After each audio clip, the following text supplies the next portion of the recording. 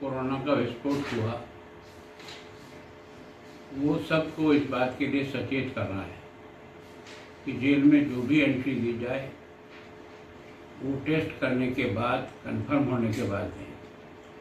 कारण क्या कि जेल में सोशल डिस्टेंसिंग का पालन करना भी बहुत कठिन होता है। सभी लोगों को मास्क हो ये भी बहुत कठिन है और इस कारण से अब जब कोई भी जेल में नई एंट्री हो तो इस बारे में बहुत विशेष ध्यान रख करके जेल में भी सोशल डिस्टेंसिंग के पालन कराएं, मास्क का भी उपयोग करें और नई एंट्री दें उसके पहले ठीक प्रकार से उसका टेस्ट कराएं। इसके साथ ही मेरा एक विनम्र प्रार्थना है कि जब इतने लोग 119 लोग एक साथ आए हैं तो निश्चित रूप से इस जेल के पोर्शन को अलग से ही करना चाहिए ताकि उनका आपस में आना जाना या आपस में मिक्सिंग होना संभव नहीं हो सके। उसके कारण से उनको अगर संभव हो सकता हो तो उसी जेल में रखे, नहीं हो तो दूसरी जगह शिफ्ट करके भी उनके इलाज के लिए, फिर जेल में मेडिकल सुविधाएं जिस प्रकार की होनी चाहिए वो अभी उपलब्ध नहीं।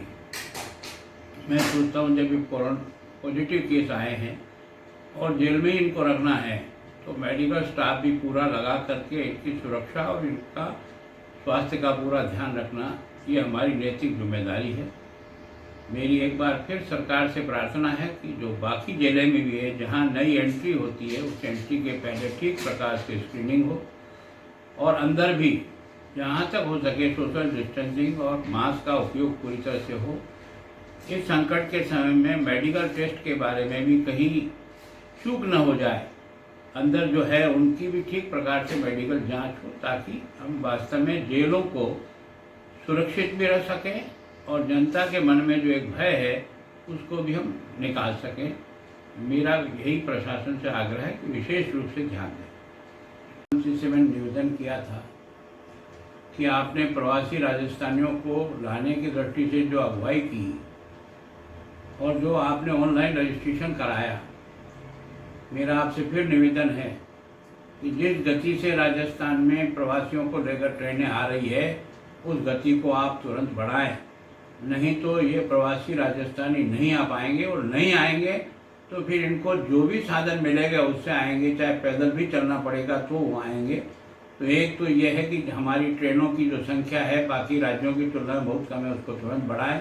और दूसरा ये कि सड़क पे चलने वाले लोगों के बारे में आपने